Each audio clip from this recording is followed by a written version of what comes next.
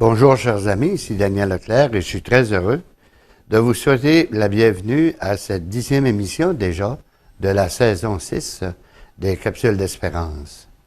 Depuis les 10 dernières semaines, nous avons abordé la question de la liberté. La liberté, aujourd'hui nous allons voir les pièges, en quoi ça consiste. Sommes-nous vraiment libres? Et nécessairement, il y a un élément, et là, vous allez voir comment la société, elle est intelligente. Parce qu'il y a toujours une question de volonté et de liberté dans tous les actes, même les plus répréhensibles qu'ils soient. Il y a tout un système juridique, puis on va voir ensemble aujourd'hui la question de la liberté, la question de la responsabilité et comment quelqu'un peut être amputable d'un geste qu'il a posé. D'abord, ce qu'il faut tenir compte, c'est que la liberté,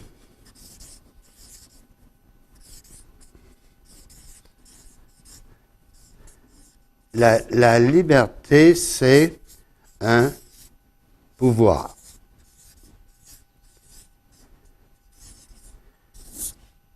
Si on dissocie le pouvoir de la liberté, c'est-à-dire au cœur de ma liberté, le pouvoir, puis il s'enracine dans une chose, dans la raison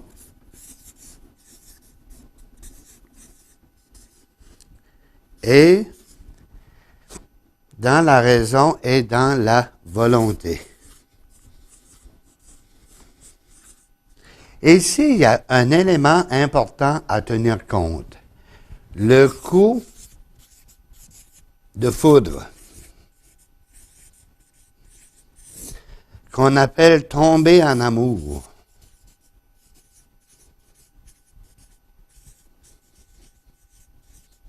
n'est pas un signe de liberté. C'est-à-dire, dans le mot tomber en amour, lorsqu'on tombe, c'est parce qu'on a manqué notre coup. Et lorsqu'on arrive à une dimension comme tomber en amour, c'est que l'amour, on l'a vu dès les premières émissions de la toute première saison, hein, l'amour, c'est une émotion humaine, fondamentale, toujours en lien avec la haine. C'est des réseaux à l'intérieur. Je vous invite à vous procurer la saison 1 des Capsules d'Espérance pour vous remémorer, vous rappeler la mémoire. Mais l'amour, c'est une émotion sur laquelle on réagit sans nécessairement avoir de liberté.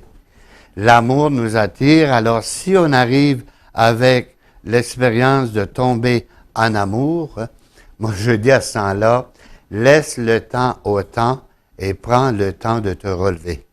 Prends le temps de te remettre debout, les deux pieds sur terre, la tête sur les épaules, pour arriver à retrouver la liberté qui va te donner un pouvoir. Un pouvoir qui va orienter ta raison, qui va orienter aussi ta volonté. Parce qu'il faut les deux. Le problème, si on reste avec tomber en amour ou sous le coup de foudre, on pense qu'on raisonne. Mais au lieu de raisonner RAI, le coup de foudre va engendrer ce qu'on appelle une résonance. Je raisonne, c'est-à-dire comme une cymbale, je répète ce qu'on me dit comme une vérité absolue, je suis lié. Et ce qui est la grande difficulté là-dedans, c'est que dans le coup de foudre et dans l'expérience de tomber en amour, il y a nécessairement l'expérience de la dépendance. Bon, on connaît la dépendance aux substances, les drogues. On sait qu'il va y avoir un projet de loi. Est-ce qu'on va légaliser le cannabisme? Tant qu'il y aura usage normal, c'est une question. Lorsque ça rentre dans le domaine de se relever d'un coup de foudre, de se remonter parce qu'on a tombé en amour, la dépendance s'évalue dans l'effort. Dans l'effort de s'en sortir. Et ici, c'est l'intervenant en toxicomanie, celui avant qui est devenu prêtre, qui parle. On peut seulement qu'évaluer la profondeur d'une dépendance, et la dépendance, c'est une non-liberté. À ce moment-là, et c'est seulement lorsqu'on veut s'en sortir de ses habitudes, que ce soit la cigarette, les différentes drogues, l'alcool, le sexe, que ce soit l'amour, où on a toujours besoin de quelqu'un dans notre vie. Vous savez, la formule pour réussir une vie de couple, c'est d'avoir tout ce qu'il faut pour vivre heureux seul, mais je choisis de vivre heureux avec une autre personne. Alors, il y a nécessairement une liberté qui résout le problème de dépendance. Il n'y a pas d'effort. On ne se perd pas dans un effort. S'il y a un effort constant, où je suis toujours à contre-courant, il y a fondamentalement un manque de liberté et le pouvoir que je prétends avoir, mais ce n'est pas issu de ma liberté, c'est un pouvoir qui me vient des autres. Et notamment au niveau des gens qui se disent en autorité. En autorité, c'est pas nécessairement dire la haute hiérarchie. Par exemple, l'autorité, c'est pas nécessairement le curé par rapport à ses paroissiens. L'autorité, c'est pas nécessairement un évêque par rapport à toutes les équipes pastorales ou le pape par rapport à l'Église universelle. L'autorité, c'est celui qui a le pouvoir sur la vie d'un autre et de sorte que l'autre ne raisonne plus et il va dire, c'est plus ma volonté, mais ça va être ta volonté. Et quand on est rendu à ce niveau-là, on n'est plus capable de parler d'une liberté. On a le libre... en chacun de nous, il y a un libre arbitre. C'est-à-dire, la liberté est une force. La liberté est en l'homme une force de croissance et de maturation dans la vérité et dans la bonté. La liberté atteint sa perfection quand elle est ordonnée à Dieu, notre béatitude. La liberté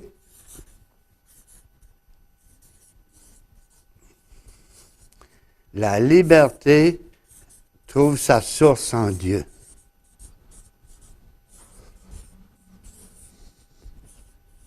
C'est-à-dire, vous allez dire, oui, mais Dieu, parce que c'est là qu'on va dire dans notre Père, que ta volonté soit faite.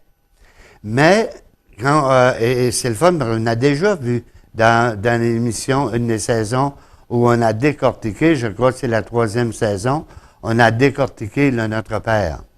Quand on dit que ta volonté soit faite, c'est une volonté de quoi? Une volonté d'amour. Et la volonté de Dieu, mais cet amour-là va nous rendre libres. Et la grande liberté, mais c'est toujours Jésus versus la croix. La liberté de Jésus va faire en sorte que sa croix va devenir source de salut.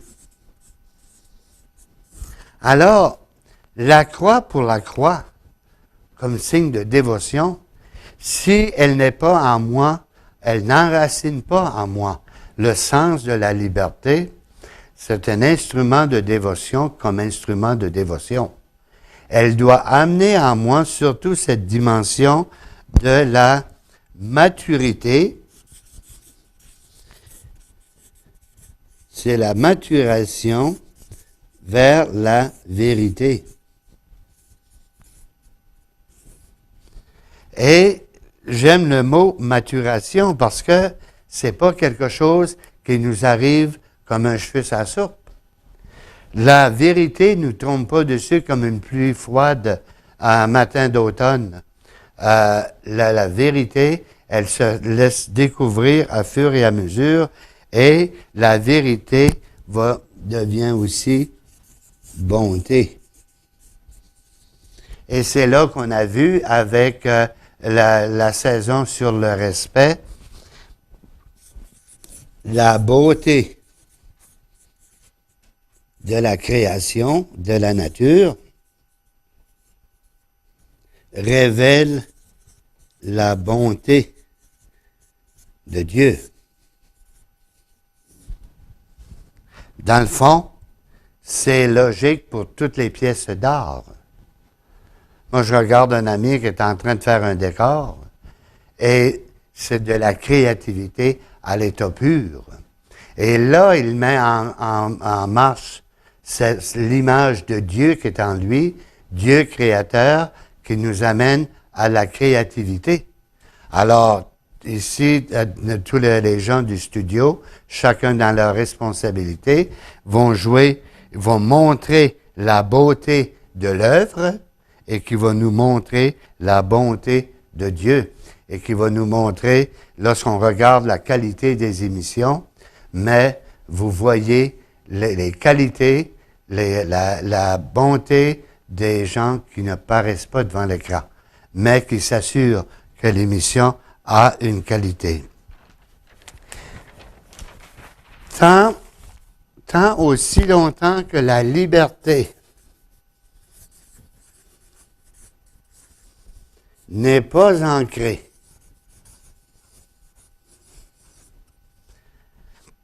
tant qu'elle n'est pas ancrée dans son bien ultime,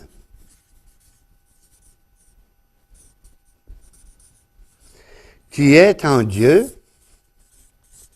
mais la liberté va hésiter,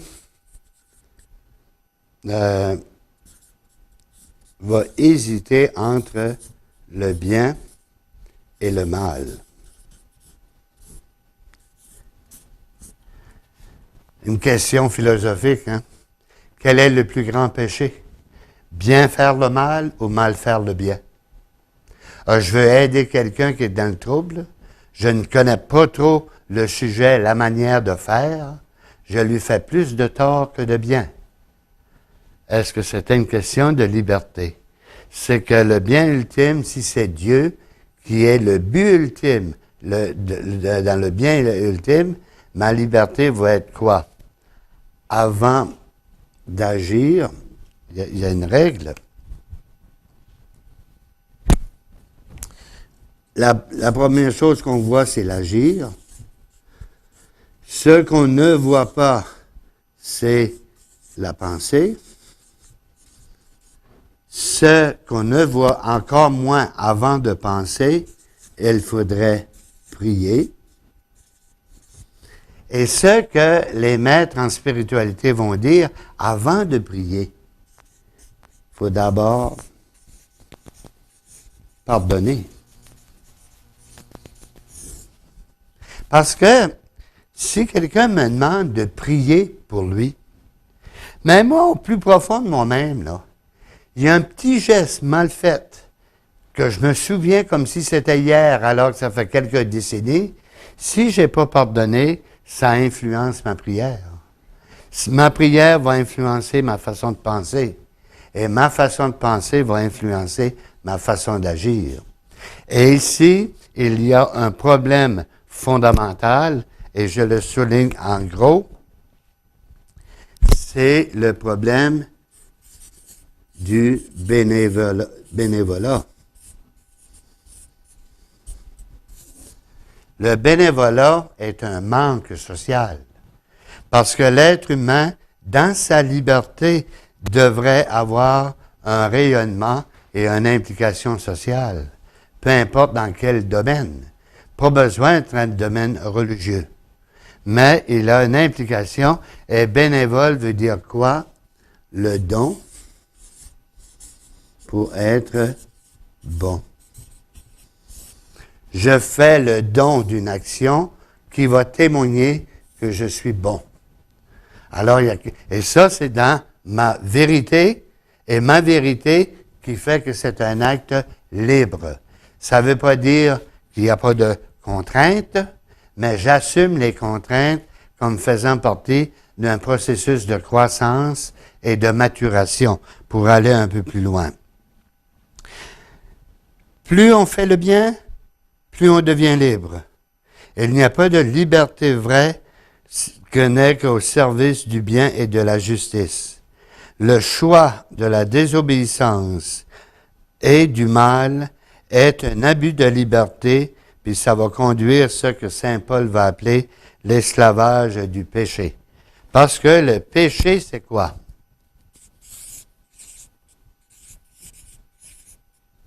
Le péché, c'est avoir raison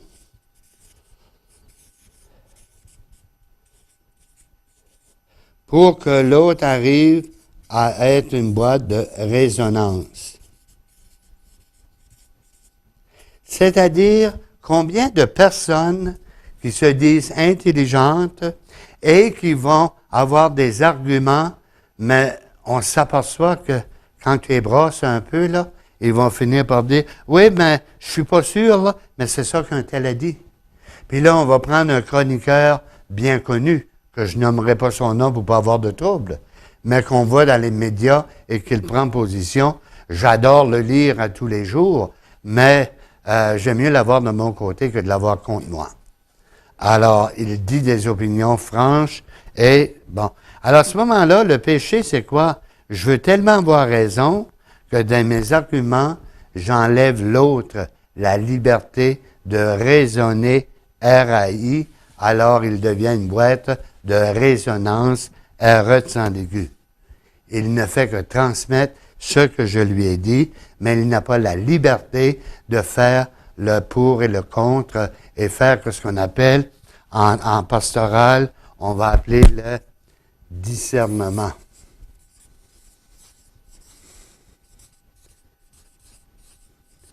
Et le discernement, c'est toujours avec la tête. Quand on est rendu qu'on a tombé en amour, on a perdu la tête. Quand on est sous le coup de foudre, on a paralysé la tête. On ne peut plus discerner, faire la distinction entre le bien et le mal. Et c'est ce que Saint Paul va appeler l'esclavage du péché. La force, être esclave de ce penchant, il faut que j'aie raison à tout prix. Quitte à ce qu'il y a des têtes qui tombent, quitte à ce qu'il y a des réputations qui se fassent salir, quitte à ce qu'on noircisse le bienfait, le bien que les gens peuvent faire. Alors, et ça, on va le voir. Hein. Un tel, c'est un bon gars, oui, mais. Tu sais, tant qu'il y a un oui, mais là, mais c'est ici, on veut avoir raison. Le problème, je vais vous révéler quelque chose que j'ai dit au tout début des premières capsules d'espérance. Vous vous souvenez, il y avait un journaliste, un politicien, journaliste qui est devenu politicien et plus tard est devenu chroniqueur à la télévision, et il disait le Québec est une société d'idées et de débats. Or, ici, ça va être la notion politique.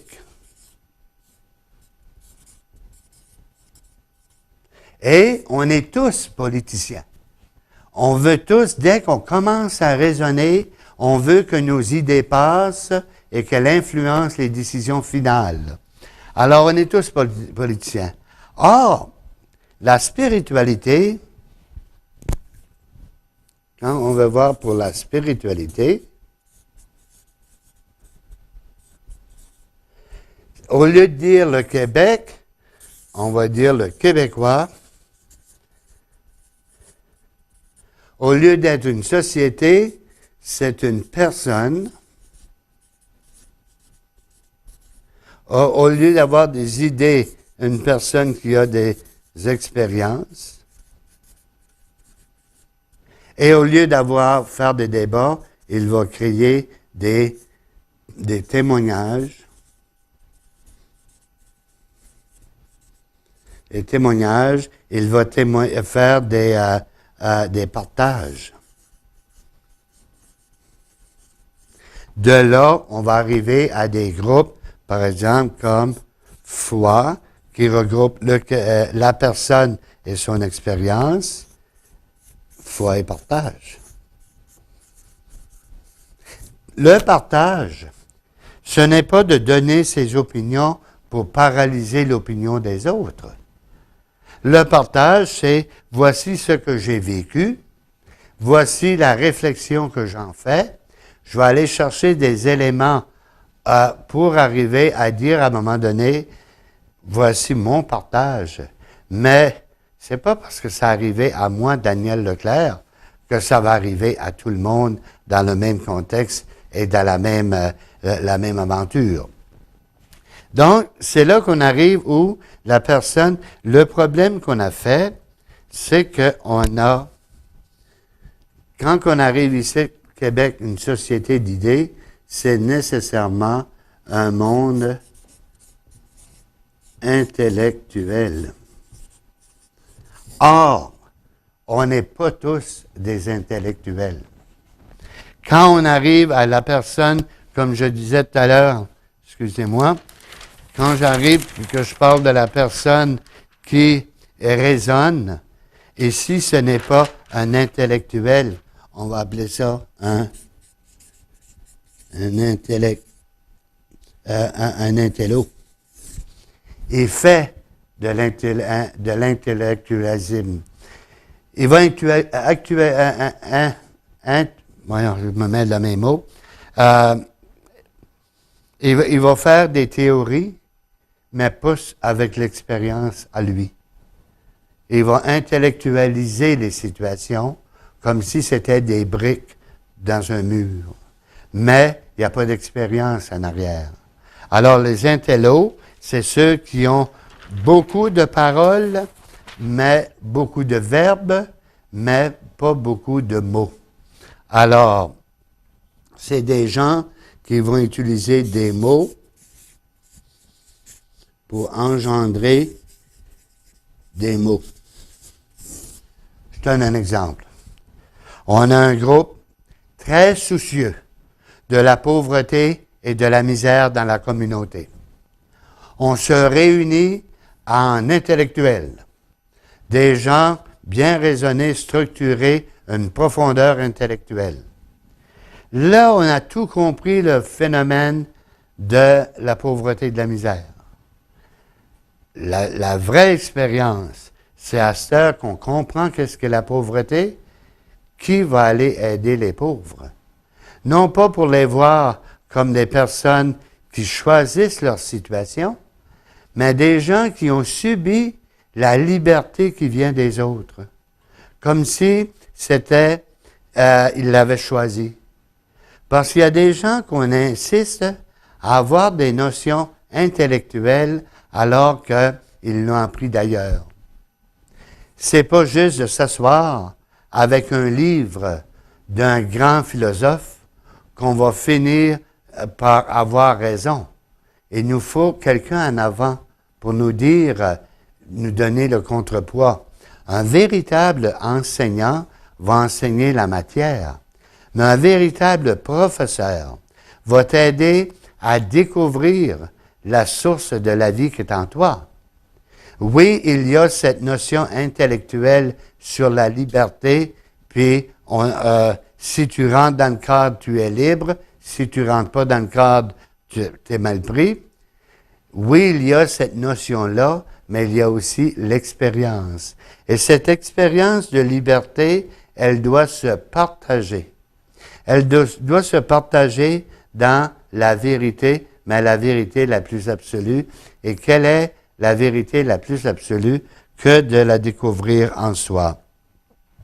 La liberté va rendre l'homme responsable de ses actes dans la mesure où ses actes sont volontaires. Si elle m'est imposée par un autre, Et c'est pour ça qu'à un moment donné, la loi est obligée de trancher sur où est un acte volontaire. Moi, si je prends ma voiture et je frappe quelqu'un sur le chemin juste parce que je ne l'aime pas, c'est un acte volontaire, c'est un acte punissable par la prison, par un dossier criminel, parce que je me suis servi d'une voiture pour tuer quelqu'un. Mais si je me sers de la drogue, ou je me sers d'un abus d'alcool, pour dire, je m'excuse, là, j'étais pas vraiment libre de faire, c'était pas vraiment volontaire. Le volontaire, si c'est pas dans l'acte, le geste volontaire, c'est dans ce qui a amené l'acte. Alors, si je prends de la boisson ou une substance quelconque qui me fait poser des gestes répréhensibles, je ne peux pas blâmer les drogues ou l'alcool, c'est moi qui l'ai consommé, je dois être responsable de l'acte. Il y a beaucoup à dire sur la liberté et malheureusement, c'est une contrainte, nous devons nous limiter au temps. Je veux vous remercier pour ce temps d'écoute que vous m'avez accordé et si c'est la volonté du Seigneur et le désir des gens qui sont interpellés, il y aura une suite parce que on ne peut pas mettre dans 10 émissions de 25 minutes un contenu qui en vaut au moins 14 à 28 émissions. La liberté, elle est fondamentale et il faut d'abord y croire. Je vous souhaite de passer un bel été, une bonne saison, puisque nous allons nous revoir pour la prochaine saison à l'automne 2016. Au plaisir de vous revoir.